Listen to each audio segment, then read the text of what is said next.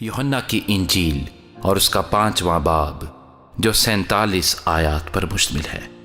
इन बातों के बाद यहूदियों की एक ईद हुई और यीशु यरूशलेम को गया। यरूशलेम में भेड़ दरवाज़ा के पास एक हौज है जो इब्रानी में बैत हसदा कहलाता है और उसके 5 बरामदे हैं। इनमें बहुत से बीमार और अंधे और लंगड़े और पजमुर्दा लोग जो पानी के हिलने के मुंतज़िर होकर पड़े थे, क्योंकि वक्त पर खुदावंद का फरिश्ता हौज पर उतरकर पानी हिलाया करता था। पानी हिलते ही जो कोई पहले उतरता सो शिफा पाता, उसकी जो कुछ बीमारी क्यों ना हो। वहां एक शख्स था जो 38 बरस से बीमारी में मुब्तला था। उसको यीशु ने पड़ा देखा और ये जानकर कि वो बड़ी मुद्दत से इस हालत में है, उससे कहा, क्या तू तंदुरुस्त होना चाहता है? उस बीमार ने उसे जवाब दिया, ऐ खुदावंद, मेरे पास कोई आदमी नहीं कि जब पानी हिलाया जाए तो मुझे हौज में उतार दे, बल्कि मेरे पहुंचते पहुंचते दूसरा मुझसे पहले उतर पड़ता है। यीशु ने उससे कहा, उठ और अपनी चारपाई उठाकर चल फिर। वह शख्स फौरन तंदुरुस्त हो गया और अपनी चारपाई उठाकर चलने फिरने लगा। वो दिन सबत का था। बस यहूदी उससे जिसने शिफा पाई थी कहने लगे कि आज सबत का दिन है, तुझे चारपाई उठाना रवा नहीं। उसने उन्हें जवाब दिया, जिसने मुझे तंदुरुस्त किया उसी ने मुझे फरमाया कि अपनी चारपाई उठाकर चल फिर। उन्होंने उससे पूछा कि वो कौन शख्स है जिसने तुझसे कहा चारपाई उठाकर चल फिर। लेकिन जो शिफा पा गया था वो ना जानता था कि कौन है, क्योंकि भीड़ के सबब से यीशु वहां से टल गया था। इन बातों के बाद वो यीशु को हैकल में मिला। उसने उससे कहा, देख तू तंदुरुस्त हो गया है, फिर गुनाह ना करना, ऐसा ना हो कि तुझ पर इससे भी ज्यादा आफत आए। उस आदमी ने जाकर यहूदियों को खबर दी कि जिसने मुझे तंदुरुस्त किया वो यीशु है। इसलिए यहूदी यीशु को सताने लगे, क्योंकि वो ऐसे काम सबत के दिन करता था।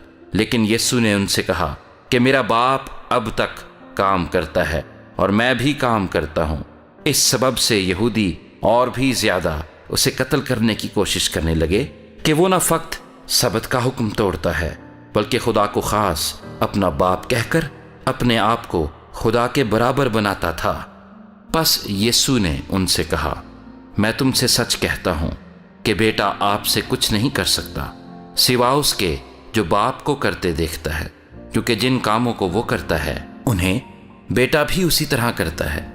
इसलिए कि बाप बेटे को अजीज रखता है और जितने काम खुद करता है उसे दिखाता है, बल्कि इनसे भी बड़े काम उसे दिखाएगा, ताकि तुम ताज्जुब करो।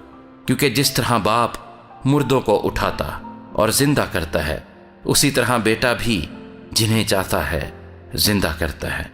क्योंकि बाप किसी की अदालत भी नहीं करता, बल्कि उसने अदालत का सारा काम बेटे के सुपुर्द किया है, ताकि सब लोग बेटे की इज्जत करें जिस तरह बाप की इज्जत करते हैं।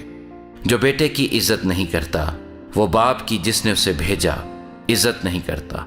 मैं तुमसे सच कहता हूं कि जो मेरा कलाम सुनता और मेरे भेजने वाले का यकीन करता है, हमेशा की जिंदगी उसकी है और उस पर सजा का हुक्म नहीं होता, बल्कि वो मौत से निकलकर जिंदगी में दाखिल हो गया है।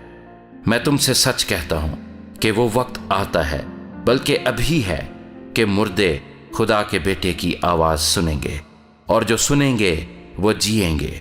क्योंकि जिस तरह बाप अपने आप में जिंदगी रखता है, उसी तरह उसने बेटे को भी ये बख्शा कि अपने आप में जिंदगी रखे, बल्कि उसे अदालत करने का भी इख्तियार बख्शा, इसलिए कि वो आदमजाद है।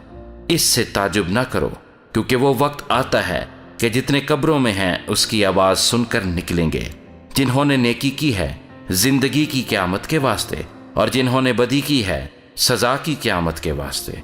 मैं अपने आप से कुछ नहीं कर सकता, जैसा सुनता हूं अदालत करता हूं, और मेरी अदालत रास्त है, क्योंकि मैं अपनी मर्जी नहीं बल्कि अपने भेजने वाले की मर्जी चाहता हूं। अगर मैं खुद अपनी गवाही दूं तो मेरी गवाही सच्ची नहीं, एक और है जो मेरी गवाही देता है, और मैं जानता हूं کہ میری گواہی جو وہ دیتا ہے سچی ہے۔ تم نے یوحنا کے پاس پیام بھیجا اور اس نے سچائی کی گواہی دی ہے، لیکن میں اپنی نسبت انسان کی گواہی منظور نہیں کرتا، تو بھی میں یہ باتیں اس لیے کہتا ہوں کہ تم نجات پاؤ۔ وہ جلتا اور چمکتا ہوا چراغ تھا، اور تم کو کچھ عرصے تک اس کی روشنی میں خوش رہنا منظور ہوا، لیکن میرے پاس جو گواہی ہے وہ یوحنا کی گواہی سے بڑی ہے، کیونکہ جو کام باپ نے مجھے پورے کرنے کو دیے، یعنی یہی کام جو میں کرتا ہوں، وہ میرے گواہ ہیں کہ باپ نے مجھے بھیجا ہے، اور باپ جس نے مجھے بھیجا ہے اسی نے میری گواہی دی ہے۔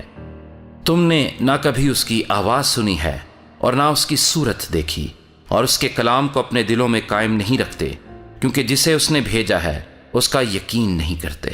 تم کتاب مقدس میں ڈھونڈتے ہو کیونکہ سمجھتے ہو کہ اس میں ہمیشہ کی زندگی ملتی ہے، اور یہ وہ ہے جو میری گواہی دیتی ہے۔ پھر بھی تم زندگی پانے کے لیے میرے پاس آنا نہیں چاہتے۔